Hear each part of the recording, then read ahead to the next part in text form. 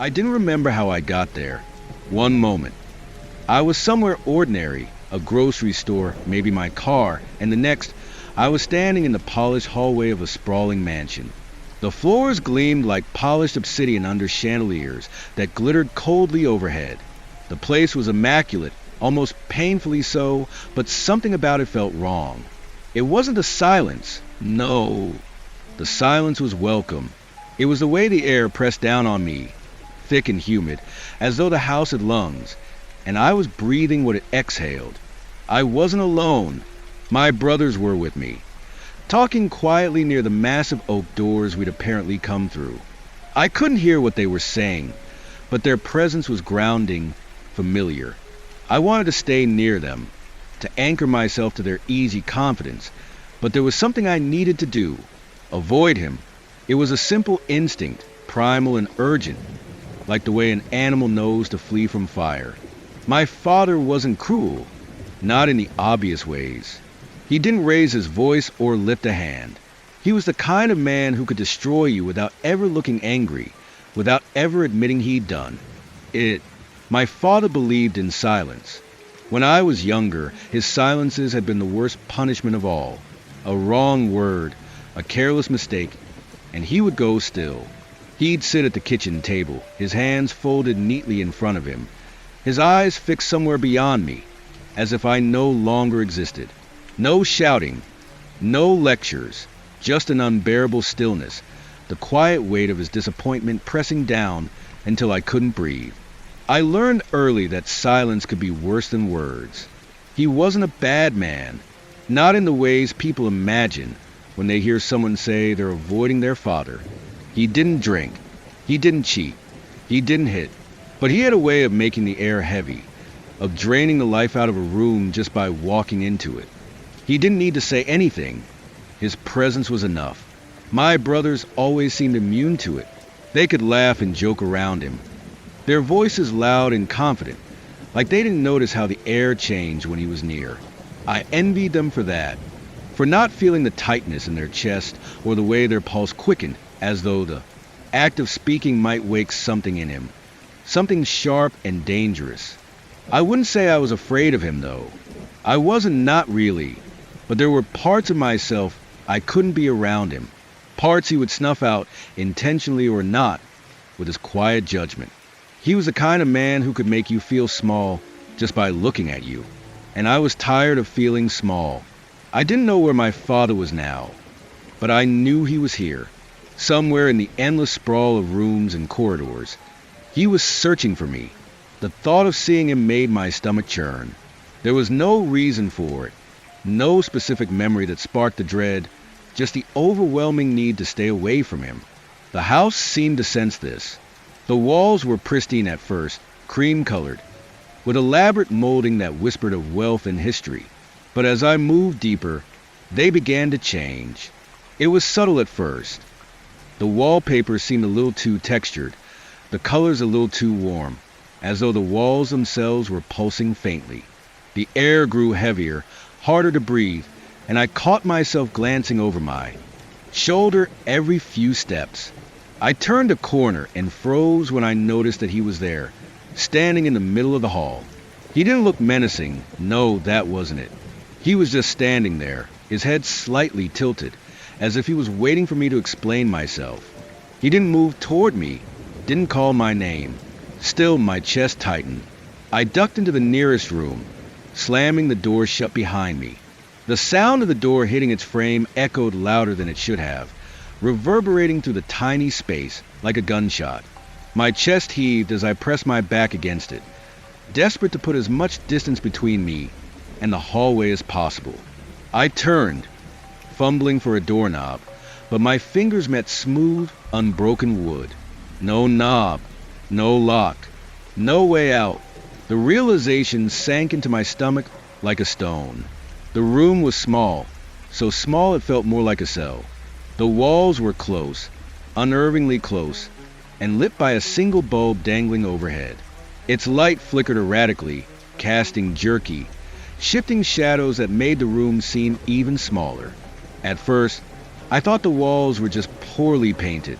The Texture was strange, uneven, as though someone had slapped layer after layer of plaster on without smoothing it out. But when I looked closer, I realized the truth. I froze, my breath catching in my throat. The surface was mottled pink, like raw meat, and crisscrossed with veins that pulsed faintly, sluggishly, as though something thick and viscous was pumping through them. I reached out, almost without meaning to, and my fingers brushed the wall. It twitched. I yanked my hand back as if I'd been burned.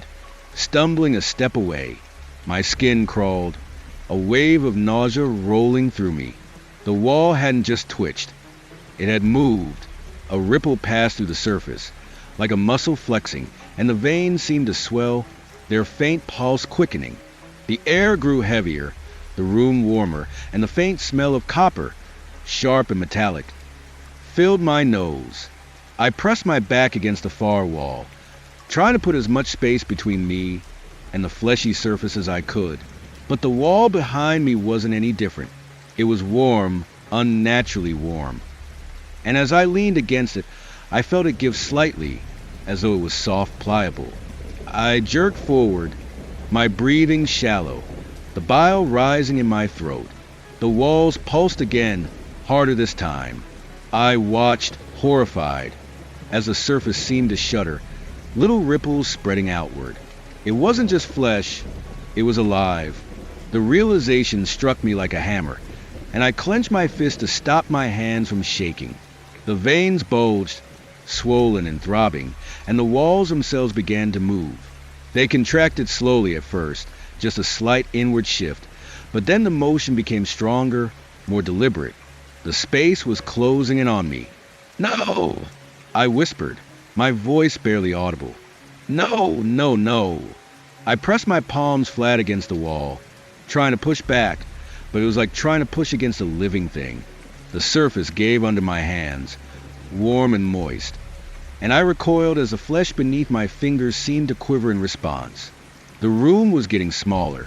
The ceiling dipped lower, the walls creeping inward, their slow, deliberate motion accompanied by faint, wet sounds, a sickening squelch with every pulse. The veins writhed now, twisting and curling like worms, their movements erratic and frantic. The air grew stifling, thick with heat and the overwhelming stench of blood and decay. My head spun, my vision swimming as I clawed at the smooth, fleshy surface, desperate to find some hidden seam, some crack that would let me escape. But there was nothing. No door, no window, just walls of living tissue, pulsing, contracting, suffocating. The light bulb overhead flickered faster, casting harsh, jerky shadows that seemed to dance across the quivering walls. The sound of my own heartbeat thundered in my ears, and for a moment, I couldn't tell if it was my pulse or the pulse of the room itself. I screamed. I don't remember how I got out, only that I did. Somehow, I was back in the hallway, my breath coming in ragged gasps. The house was toying with me, reshaping itself in response to my panic. I took the stairs two at a time, climbing until I reached the upper floors. From up here, I could see the mansion's layout, like looking at a dollhouse from above. Every room was visible, every door, every hallway. It stretched farther than it should have. The structure impossibly vast, as though the house existed outside the laws of physics. He was still down there, somewhere, wandering, waiting. My brothers were gone, out of sight, nowhere near. Or maybe they'd never been here at all. I honestly couldn't tell anymore. The thought should have felt strange, or maybe even frightening, but it didn't. It was as though they had never truly existed in the first place, like their presence had been a mirage that had faded as quickly as it had appeared. I moved carefully, staying quiet as I slipped from room to room. Most of them were empty, dustless, pristine, eerily staged. A bedroom with an untouched canopy bed. A dining room with plates and silverware laid out as if expecting a feast. The farther I went, the less sense it made. Eventually, I found her. She was standing in a room that looked like a garden trapped under glass. Vines crawled up the walls, their leaves unnaturally green as though painted. A woman stood in the center, her back to me. Her dress was simple but elegant, her hair pinned up in a way that felt timeless. "You shouldn't be here," she said without turning around. "I don't know how to leave." I admitted. She turned then, and I was struck by her beauty, sharp, cold, like the edge of a blade. Her eyes locked onto mine, and I felt like she could see straight through me. "Of course you don't," she said softly. "He won't let you." I wanted to ask what she meant, but the words stuck in my throat. "Find your brothers," she said. "They'll help you, but you need to hurry." The sound of footsteps echoed through the mansion, slow and deliberate. He was coming. I bolted from the room. The layout of the mansion now burned into my mind. Every corridor, every hidden passage, every vent I could crawl through to stay out of sight. I could see it all. I eventually found my brothers near the staircase. They hadn't disappeared, but they looked different now, older, their faces lined with concern. One of them grabbed my arm, pulling me forward. "We need to leave," he said. The house began to shift again, the walls rippling like water. Doors appeared where there hadn't been any before, while others vanished entirely. "This way," my brother urged, dragging me toward a narrow vent. I crawled in after him, the metal cool against my palms. The vent stretched endlessly, twisting and turning, but I trusted him to guide me. The walls were closer now, squeezing tighter, forcing us forward. "Keep moving," he said. "Don't stop, no matter what." I didn't stop. My chest ached, my breathing ragged, but I didn't stop. I didn't look back. The vent opened into a room I didn't recognize, bright, sterile, and empty. My brothers were gone again, and the walls were still. The air was light, finally breathable. But he was there, standing in the center of the room. "You can't escape," he said. "You never could." I opened my mouth to scream, and woke up. The sudden shift from nightmare to reality was jarring, like being pulled from the depths of a cold, suffocating ocean and thrust into a blinding light. I gasped for breath, my heart pounding, my chest tight. The ceiling above me was cracked, yellowed with age. The familiar, mundane cracks in the drywall that I had seen 1,000 times. My bed creaked as I sat up, the coolness of the room doing little to soothe the heat that still clung to my skin. My limbs felt heavy, sluggish, as though I were waking from a much deeper slumber than I could remember. It was just a dream, I told myself. Just a dream.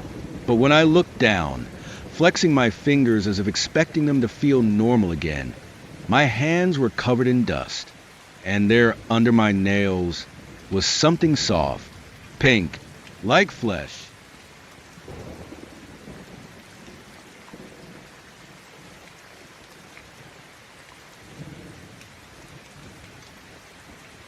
I do not know this man. I do not know this man in the mirror, the one staring right back at me, moving his eyes to reflect wherever I look. He does every single thing I do, makes every single face, pokes back at fingers aimed against the glass, and turns his back when I turn mine. To the untrained eye, it looks as any normal reflection does, behaves as any mirror is designed to do. There is nothing obviously out of the ordinary that would arouse suspicions otherwise. But as of a few restless nights ago, my rationality has flipped completely on its head. I cannot explain what changed in the span of those 24 hours. The mirror looks exactly the same as it did. My reflection retains its likeness. What changed? Maybe nothing did. Maybe nothing did. Perhaps it's always been this sinister copycat game, and I'm only just noticing. This must have been an error on the other man's part. That has to be it. Even a master will slip up his own craft over years of perfection. Why else would I suddenly realize this awful, determined creature was lurking on the other side of that frame? Sometimes I spend hours at a time staring at that mirror. I abandon sleep for a greater mission.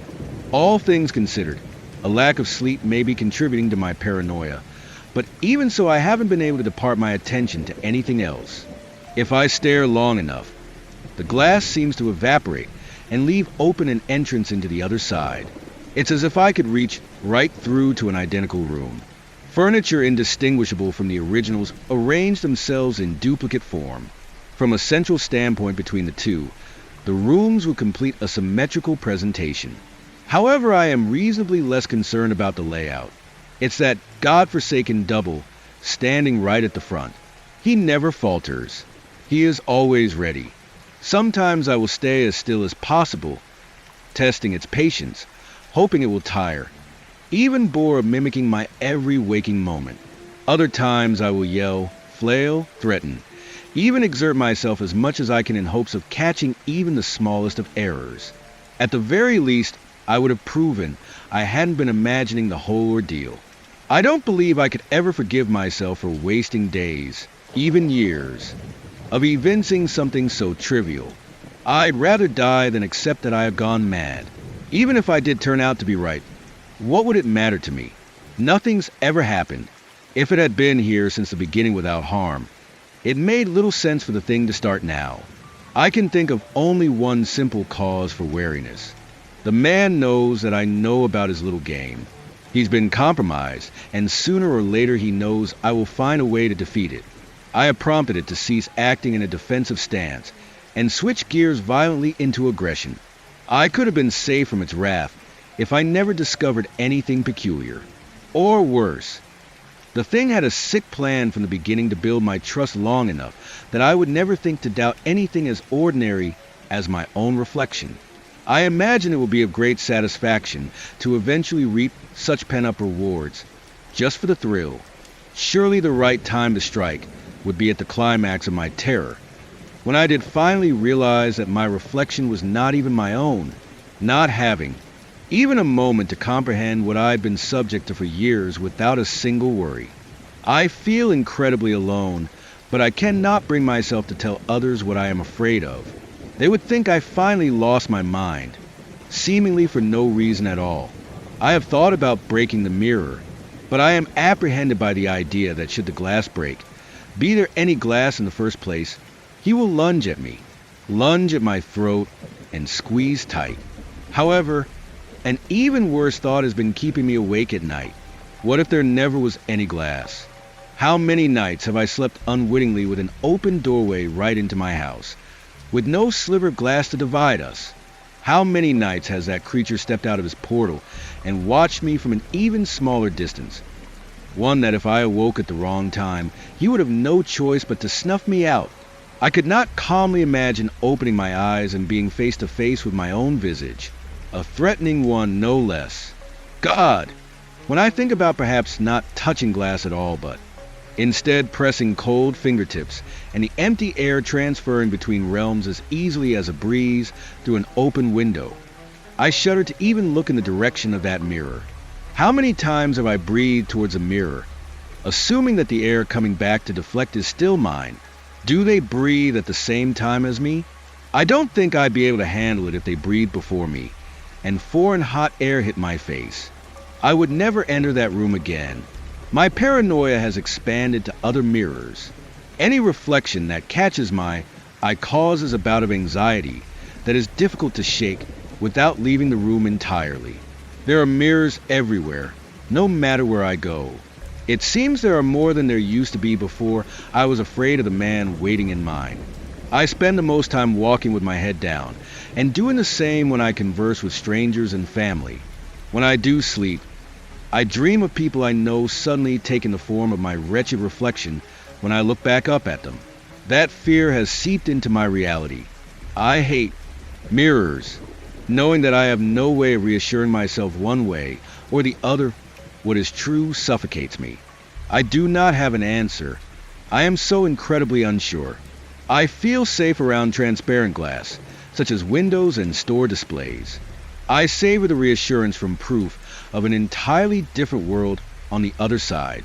The reflection I see of myself is entirely my own. But pure mirror glass is unpredictable. The biggest problem that causes me conflicting doubt is that these fears have been based on some self-sabotaging, kind of intuition. Intuition, that's all. Well, they used to be anyway.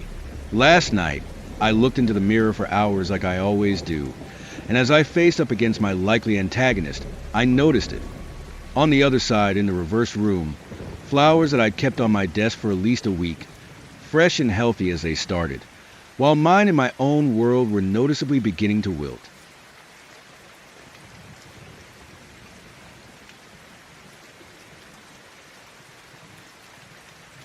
Since the 1990s, people from all over the world have received a series of strange phone calls dubbed the wake-up calls from an unknown caller.